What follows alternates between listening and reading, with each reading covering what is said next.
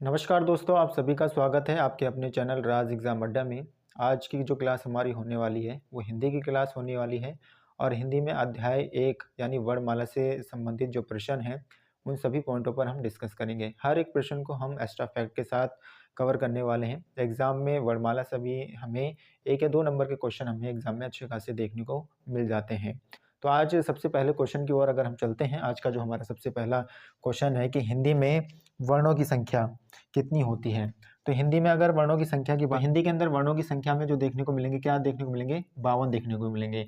तो इसका आंसर हमारा क्या हो जाएगा? इसका आंसर हमारा बी हो जाएगा। इसमें स्वर कितने देखने को मिलते हैं? अगर स्वर की बात करें तो स्वर हमें इसमें 11 देखने को मिलेंगे। किसमें? हिंदी वर्ण में। वो 11 स्वर कौन से होते हैं? लघु ए होता है, ठीक है, दीर्घ आ होता है, लघु ई, दीर्घ ई, और इनके अलावा ऊ देखने को मिलेगा, लघु और दीर्घ ऊ, ऋ से ऋषि, और लघु ए से ऐनक, और इनके अलावा हमें ओ और औ, ये 11 स्वर हमें देखने को मिलते हैं वर्णमाला के अंदर। इनके अलावा अगर बात करें, अगर टोटल पूछेगा टोटल स्वर कितने होते हैं, तो टोटल सर जो टोटल स्वर हो जाएंगे वो 13 हो जाएंगे, जिसमें कि 2 आयोगवाह शामिल हो जाते हैं। कौन सी? 2 आयोगवाह शामिल होते हैं, ठीक है। तो 11 हमारे इसमें स्वर हो गए और 2 आयोगवाह शामिल हो गए, तो कितने हो गए हमारे? ये 13 हो गए। इनके अलावा जो हमारे इसमें है व्यंजन कितने शामिल होते हैं? तो व्यंजन हमारे 33 शामिल हो जाते हैं, ठीक है। तो 11 स्वर शामिल होते हैं, 33 व्यंजन शामिल होते हैं, और 2 हमारे क्या शामिल होते हैं? 2 आयोगवाह वर्ण शामिल होते हैं। इनके अलावा 4 हमारे कैसे संयुक्त वर्ण शामिल होते हैं। 4 कौन से वर्ण शामिल होते हैं? तो 4 हमारे संयुक्त वर्ण शामिल होते हैं, ठीक है। और इनके अलावा 2 हमारे कैसे वर्ण? 2 हमारे द्विगुण वर्ण शामिल होते हैं। कितने? 2 वर्ण हमारे द्विगुण वर्ण शामिल होते हैं। और द्विगुण वर्ण कौन से होते हैं हमारे? तो ये दोनों हमारे कैसे होते हैं? ये हमारे दोनों द्विगुण वर्ण होते हैं। अगर इन सबको अगर आप प्लस करेंगे तो कितने वर्ण बन जाते हैं? ये हमारे 52 वर्ण हमें देखने को मिलते हैं, ठीक है। और कामता प्रसाद गुरु के अनुसार वर्णों की संख्या कितनी मानी गई है?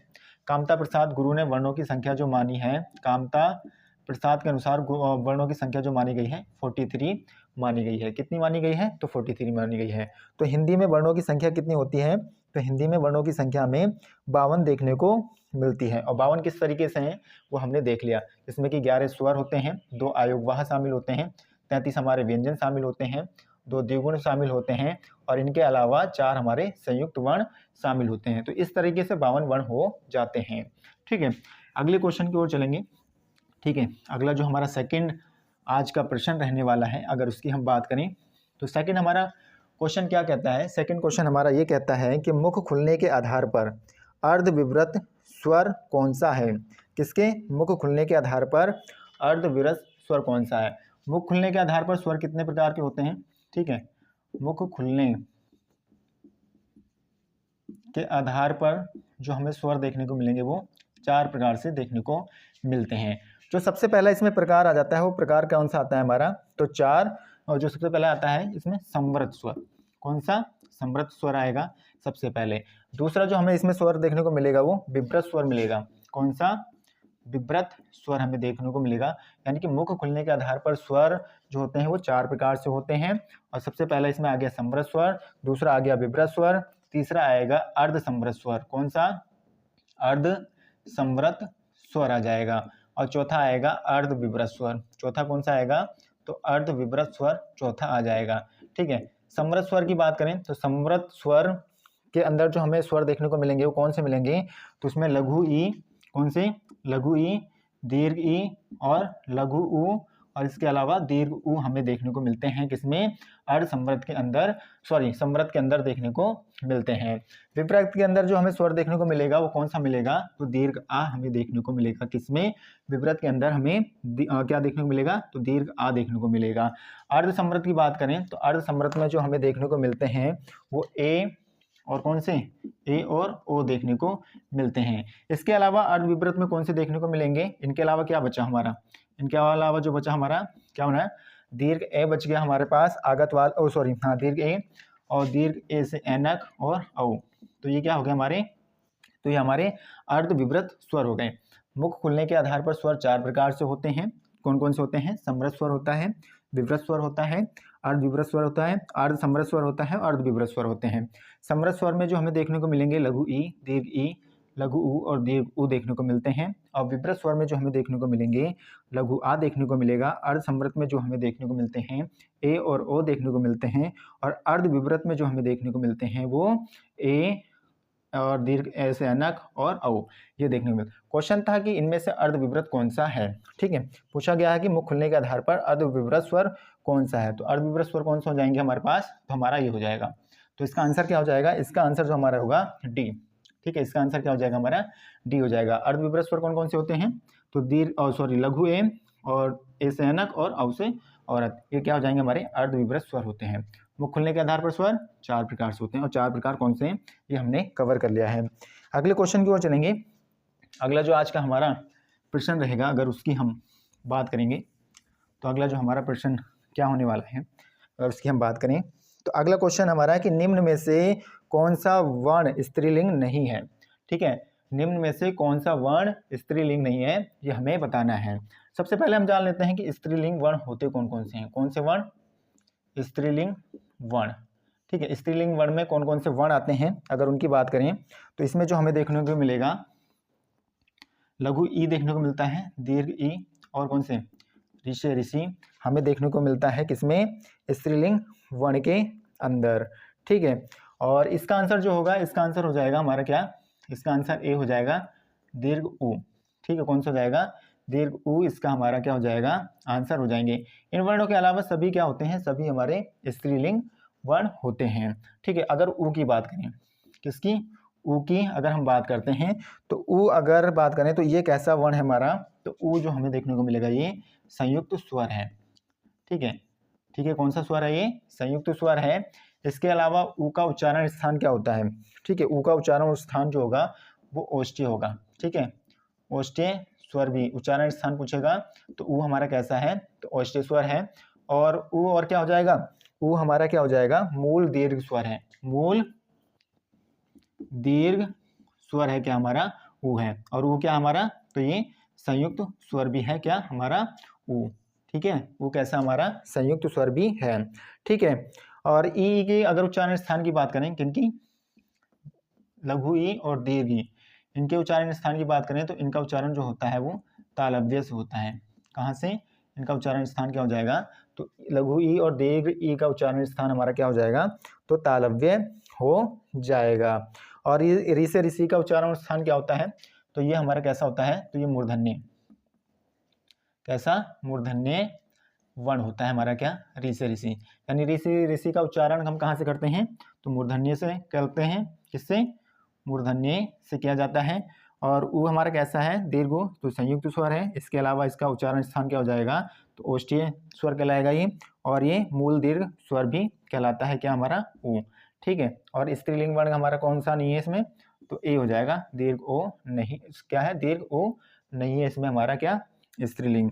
ठीक है, अगले क्वेश्चन की ओर चलेंगे। अगला जो हमारा आज का प्रश्न रहने वाला है, अगर उसकी हम बात करते हैं तो अगला प्रश्न हमारा क्या रहने वाला है, तो अगला प्रश्न हमारा है कि इनमें से किस व्यंजन का उच्चारण तालु से होता है।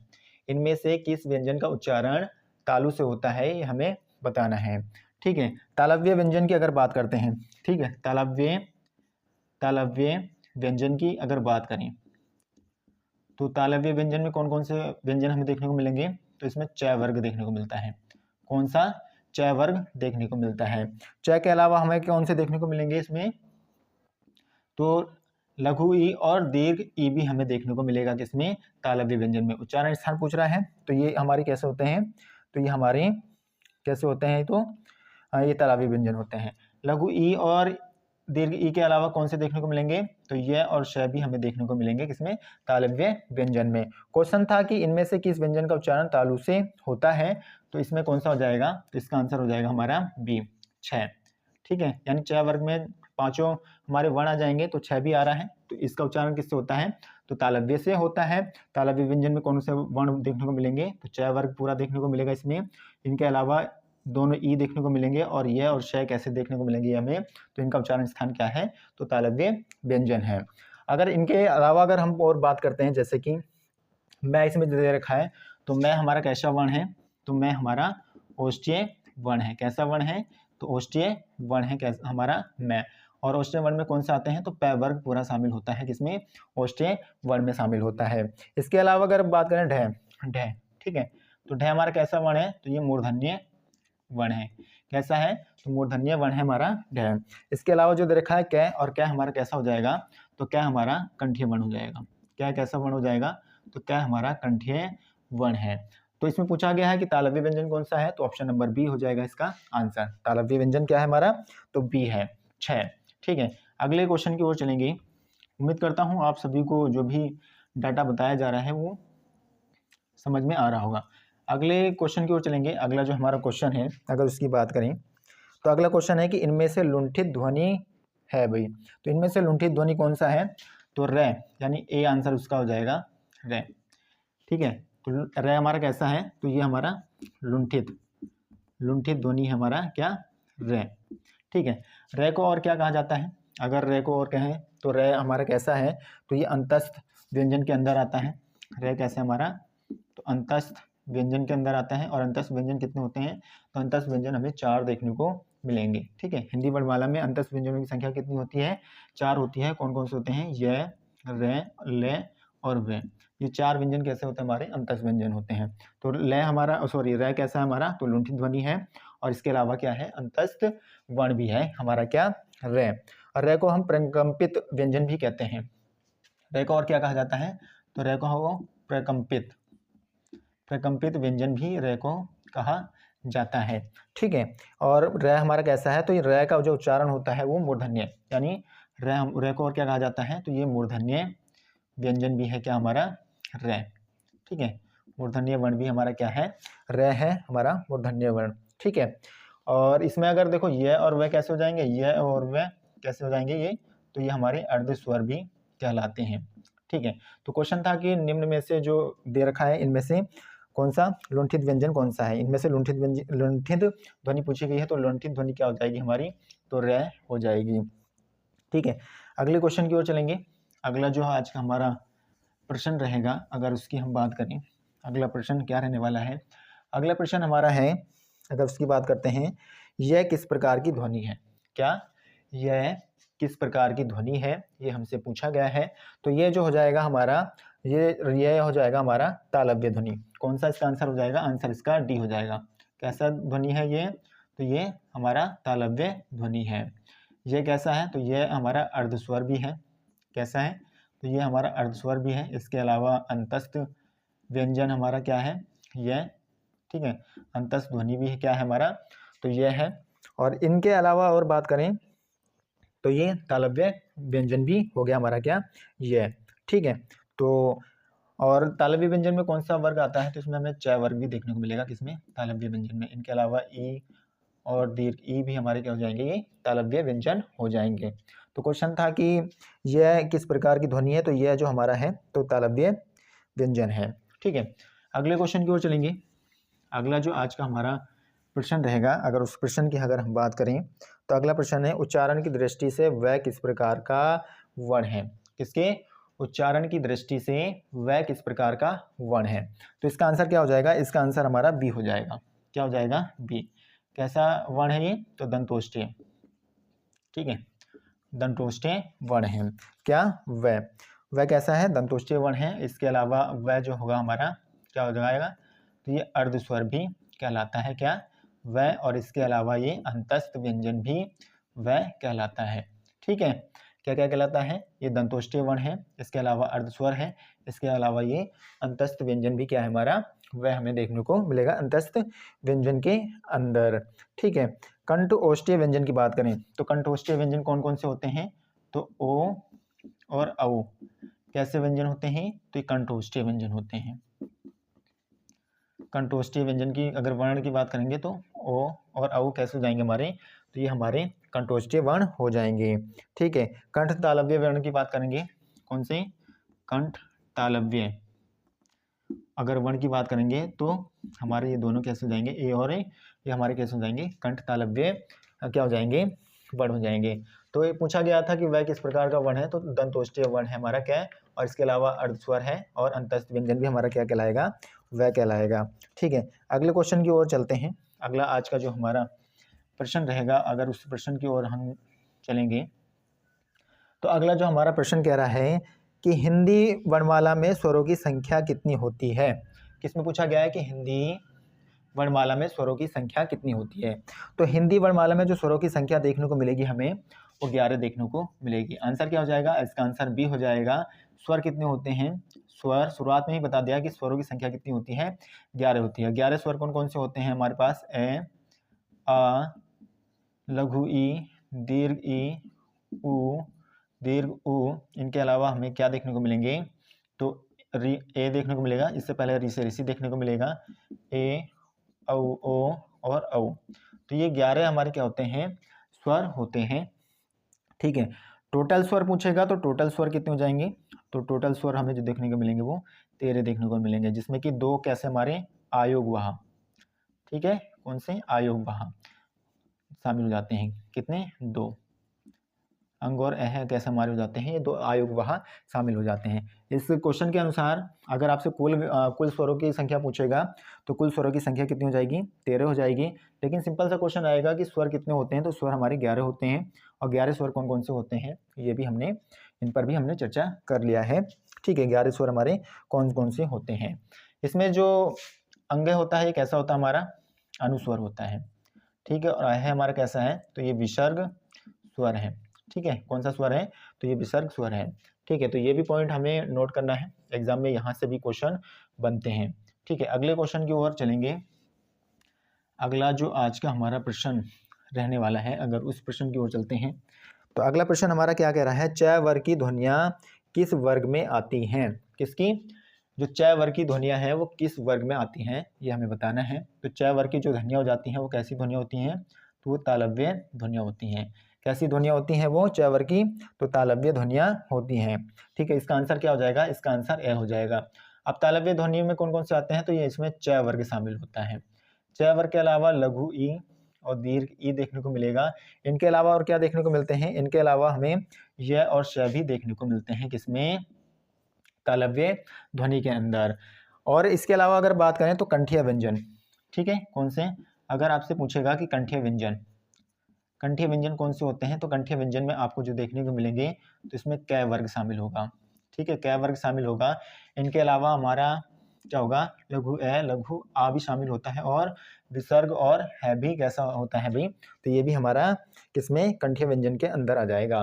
मूर्धन्य व्यंजन की बात करेंगे, किसकी, मूर्धन्य व्यंजन की अगर बात करते हैं तो मुझे मूर्धन्य व्यंजन में क्या आ जाते हैं, तो ट वर्ग आ जाता है। कौन से आ जाते हैं, ट वर्ग आ जाते हैं। ट वर्ग के अलावा हमारे कौन से होते हैं, ऋष, ऋषि, र और पेचरा से भी शामिल होते हैं, किसमें, तो मूर्धन्य व्यंजन में शामिल होते हैं।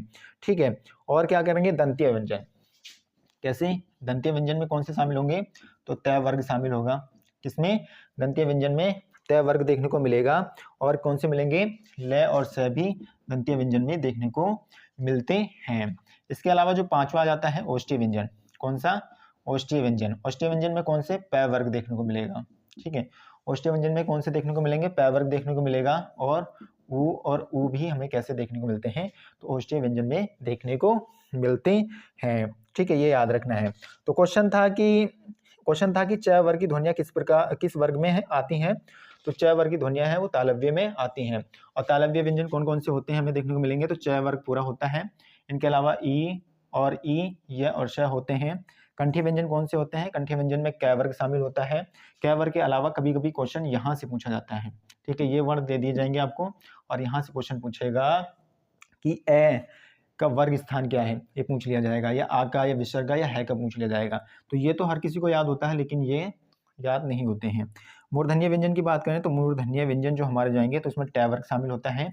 इनके अलावा ऋष, ऋषि, र और श पैचरा वाला शामिल होता है। दंतीय व्यंजन की बात करेंगे तो त वर्ग शामिल होगा, और ल और श भी हमारे कैसे हैं, तो ये दंतीय व्यंजन है। ओष्ठीय व्यंजन की बात करेगा तो ओष्ठीय व्यंजन में प वर्ग शामिल होते हैं, उ और उ शामिल होते हैं, किसमें, तो ये ओष्ठीय व्यंजन में शामिल होते हैं। तो ये पॉइंट नोट करके चलना है। ठीक है, अगले क्वेश्चन की ओर चलेंगे। अगला जो हमारा आज का प्रश्न रहने वाला है, अगर उस प्रश्न की अगर हम बात करते हैं तो अगला हमारा प्रश्न क्या कह रहा है, अगला प्रश्न कह रहा है कि जिन वर्णों का उच्चारण स्वतंत्र रूप से होता है उनको क्या कहते हैं, उसे क्या कहा जाता है, जिन वर्णों का उच्चारण स्वतंत्र रूप से होता है तो उनको क्या कहा जाता है, उनको स्वर कहा जाता है। क्या कहा जाता है उनको स्वर कहा जाता है, जिन व्यंजनों का उच्चारण स्वतंत्र रूप से होता है। आंसर क्या हो गया इसका, आंसर ए हो जाएगा। ठीक है, बात करते हैं व्यंजन। व्यंजन किन्हें कहते हैं, व्यंजन जो स्वरों की सहायता से बोले जाते हैं उन्हीं को क्या कहा जाता है, व्यंजन कहा जाता है। ठीक है, व्यंजन किनको कहते हैं, जो स्वरों की सहायता से, ठीक है, स्वरों की सहायता से बोले जाते हैं उनको व्यंजन कहा जाता है। और जो स्वतंत्र, ठीक है, जिनका उच्चारण क्या होता है, स्वतंत्र होता है, उनको क्या कहा जाता है, तो उनको स्वर कहा जाता है। और स्वरों की संख्या कितनी होती है, तो स्वरों की संख्या 11 होती है। और व्यंजनों की संख्या कितनी होती है, तो व्यंजनों की संख्या 33 होती है। 33 किस तरीके से होते हैं वो हमने पहले भी इन पे डिस्कस कर लिया है। ठीक है, इनके अलावा जो इसमें पॉइंट याद रखना है, ठीक है, व्यंजनों की संख्या कितनी हो गई, 33 हो गई। ठीक है, तो 33 व्यंजन में 25 हमारे क्या होते हैं, 25 हमारे स्पर्श। ठीक है, कौन से 25 हमारे कैसे व्यंजन शामिल होते हैं, तो 25 हमारे स्पर्श व्यंजन शामिल होते हैं। अब 33 में और क्या शामिल होते हैं, तो अंतस्थ 4 शामिल होते हैं और ऊष्म वर्ण 4 शामिल होते हैं। ठीक है, अंतस्थ इसमें 4 देखने को मिलेंगे हमें, और 4 हमें क्या देखने को मिलेंगे, ऊष्म व्यंजन। ठीक है, 4 हमें ऊष्म व्यंजन देखने को मिलेंगे। ठीक है, ऊष्म व्यंजन कौन से होते हैं, तो ऊष्म व्यंजन जो हमारे जाएंगे इसमें स हो जाएगा, श और है। और अंतस्थ व्यंजन कौन से होते हैं, य, र, ल, व, ये हमें देखने को मिलेंगे। तो टोटल देखो 25 4 29 4 33, तो 33 हमारे इस तरीके से व्यंजन होते हैं। ठीक है, तो जिनका उच्चारण स्वतंत्र रूप से होता है उनको क्या कहते हैं, उनको स्वर कहा जाता है। ठीक है, अगले क्वेश्चन की ओर चलेंगे। अगला जो आज का प्रश्न रहेगा, अगर उस प्रश्न की हम बात करते हैं तो प्रश्न है कि हिंदी भाषा में ह्रस्व स्वरों की संख्या कितनी होती है। ठीक है, हिंदी भाषा में ह्रस्व स्वरों की संख्या कितनी होती है, तो ह्रस्व स्वर जो हमें देखने को मिलेंगे, ह्रस्व स्वर हमें 4 देखने को मिलते हैं। ठीक है, ह्रस्व स्वर कितने देखने को मिलेंगे, ह्रस्व स्वर हमें 4 देखने को मिलते हैं। और 4 ह्रस्व स्वर कौन कौन से होते हैं हमारे पास, तो इसमें हमें जो देखने को मिलेगा,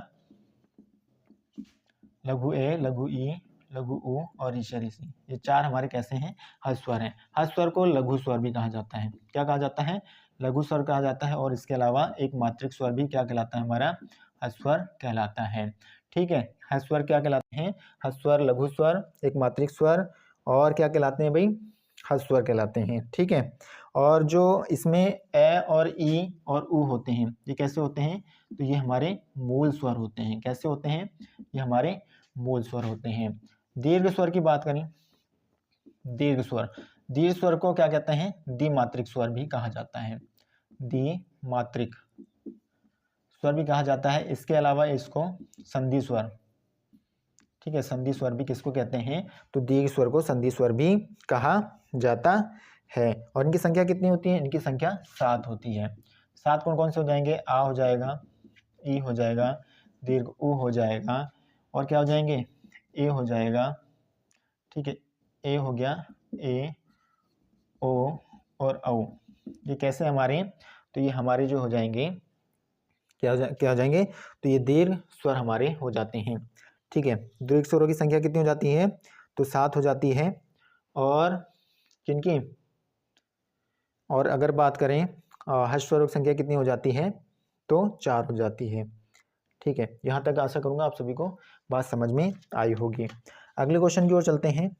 अगला जो आज का प्रश्न रहेगा, अगर अगले प्रश्न की ओर हम चलेंगे, अगला जो प्रश्न रहने वाला है उसकी हम बात करें। अगला है कि वर्णमाला में स्पर्श व्यंजनों की संख्या कितनी होती है।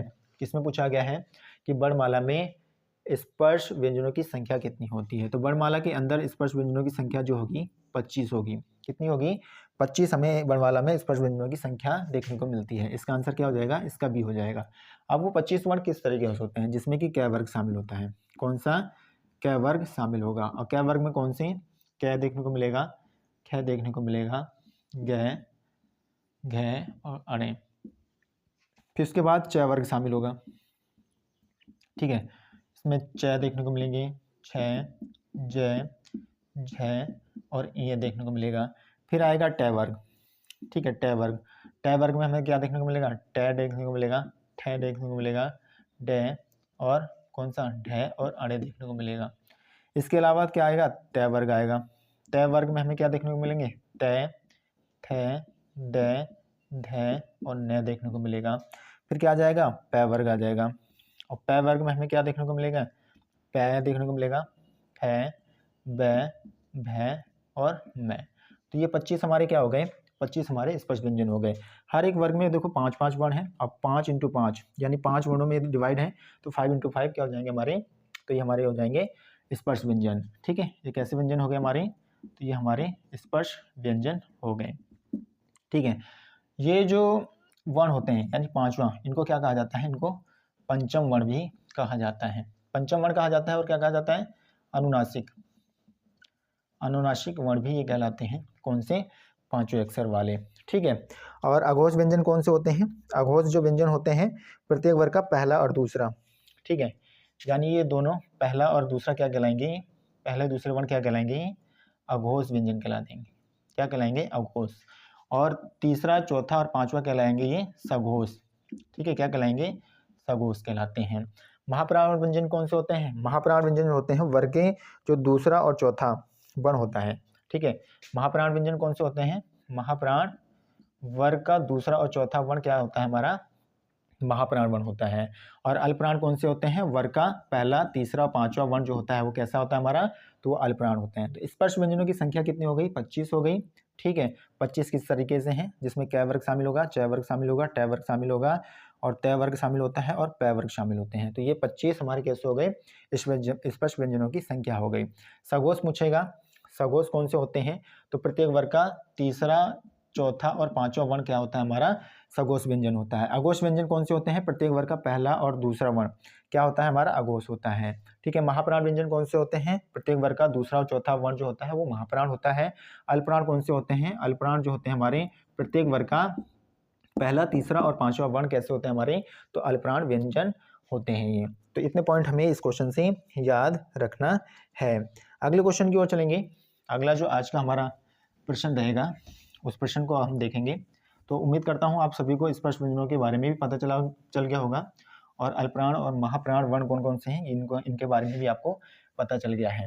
अगला क्वेश्चन देखेंगे। अगला जो क्वेश्चन हमारा कह रहा है कि होठों की आकृति के अनुसार अर्धमुखी अर्धवृतमुखी स्वर है। किसके, होठों की आकृति के अनुसार अवृतमुखी स्वर है। कौन सा स्वर है अवृतमुखी, ये हमें बताना है। तो होठों के आधार पर जो स्वर बटे होते हैं कितने प्रकार से बटे होते हैं, तो होठों के किसके, होठों के आधार पर स्वर जो बटे होते हैं कितने, 2 प्रकार से होते हैं। एक होता है हमारा क्या, एक होता है हमारा व्रतमुखी। ठीक है, कौन सा स्वर, व्रतमुखी स्वर। और दूसरा कौन सा होता है, अव्रतमुखी स्वर। ठीक है, अव्रतमुखी। व्रतमुखी स्वरों की संख्या कितनी होती है, तो व्रतमुखी स्वरों की संख्या जो हमें देखने को मिलेगी वो 4 देखने को मिलती है। वो 4 कौन से होते हैं हमारे पास, उ, दीर्घ उ, ओ और औ। ये 4 हमारे कैसे होते हैं, तो ये 4 हमारे व्रतमुखी स्वर होते हैं। अव्रतमुखी स्वरों की संख्या की अगर बात करें तो इनकी 6 संख्या में देखने को मिलेगी। कितनी, 6 संख्या देखने को मिलेगी। इसमें कि अ देखने को मिलेगा, आ देखने को मिलेगा, ई देखने को मिलेगा, ई और ए और ए। ये हमारे क्या हो गए, ये हमारे क्या हो गए, अव्रतमुखी क्या हो गए, अव्रतमुखी स्वर हो गए हमारे। होठों के आधार पर आकृति के अनुसार अव्रतमुखी स्वर कौन सा है, तो इसमें क्या हो जाएगा, तो इसमें हमारा ई हो जाएगा। इसका आंसर क्या हो गया, इसका आंसर हमारा ई हो गया। यानी ऑप्शन नंबर कौन सा हो गया, ऑप्शन नंबर जो हमारा होगा वो पहला ही हो जाएगा। ठीक है, पहला ही इसका आंसर हो गया। पूछेगा कि होठों के आधार पर स्वर के भेद कितने होते हैं, तो 2 भेद होते हैं। 2 भेद कौन कौन से होते हैं, तो व्रतमुखी और अव्रतमुखी। ठीक है, व्रतमुखी में स्वरों की संख्या कितनी होती है, तो व्रतमुखी में स्वरों की संख्या में 4 देखने को मिलेगी, जिसमें कि लघु उ, दीर्घ उ, ओ और औ देखने को मिलेगा। और अव्रतमुखी में स्वरों की संख्या कितनी देखने को मिलेगी, तो 6 देखने को मिलेगी, जिसमें कि लघु ए, दीर्घ आ, लघु ई, दीर्घ ई, ए और ऐ। ठीक है, क्या है हमारे, तो होठों के आधार पर ये स्वर बटे हुए हैं। ठीक है, अगले क्वेश्चन की ओर चलेंगे। अभी तक आपको जितनी भी बातें बताई गई हैं उम्मीद करता हूँ आप सभी को समझ में वो बातें आई होंगी। अगले क्वेश्चन की ओर चलेंगे। अगला जो आज का हमारा क्वेश्चन है कि जीवा के आधार पर स्वर कितने प्रकार के होते हैं। किसके आधार पर, जीवा के आधार पर, ठीक है। यानी कि जीव के आधार पर जो स्वर होते हैं वो कितने प्रकार से होते हैं, तो 3 प्रकार से होते हैं। तो इसका आंसर हमारा क्या हो गया, तो 3 हो गया, यानी ऑप्शन नंबर क्या हो गया, ऑप्शन नंबर सी इसका आंसर हो गया, ठीक है। जीव के आधार पर स्वर कितने प्रकार से बटे होते हैं, तो 3 प्रकार से बटे होते हैं, और 3 प्रकार से कौन से होते हैं, अग्रस्वर, ठीक है, कौन सा, अग्रस्वर, और कौन सा, मध्य स्वर और पश्च स्वर। ये 3 प्रकार से भाई जीव के आधार पर क्या होते हैं, स्वर बटे होते हैं। अग्रस्वर में स्वर कौन कौन से आते हैं, तो अग्रस्वर में जो स्वरों की संख्या हमें देखने को मिलेगी वो 4 देखने को मिलती है। कितनी देखने को मिलती है, 4। कौन कौन से होते हैं, तो ई होता है, ई, ए और ए, ये 4 कैसे हमारे, तो ये 4 हमारे अग्रस्वर हैं। मध्य स्वर की बात करें तो मध्य स्वर के अंदर हमें एक संख्या देखने को मिलती है, वो कौन सा हो जाएगा, दीर्घ आ हो जाएगा। पश्च स्वर में संख्या कितनी होती है, तो पश्च स्वर में आ, इनके अलावा जो भी बचे हैं, कौन कौन से बचे हैं, इनके अलावा कौन कौन से बचे हैं, तो आ बचा है, आगत वाला, ओ बचा है, और कौन से बचे हैं, ऊ बचा हुआ है, दीर्घ ऊ, ओ और औ। ये कैसे हो जाएंगे, ये हमारे पश्च स्वर हो जाएंगे। तो जीव के आधार पर स्वरों की संख्या कितनी हो गई, 3 हो गई। 3 कौन कौन से, अग्रस्वर, मध्य स्वर और पश्च स्वर। ये क्या हो गए, हमारे जीव के आधार पर स्वर बटे हुए हैं, ठीक है। आशा करूंगा आप सभी को आज की क्लास अच्छी लगी होगी। अगर आपको क्लास अच्छी लगी है, लाइक शेयर एंड सब्सक्राइब करना ना भूलें। Thank you.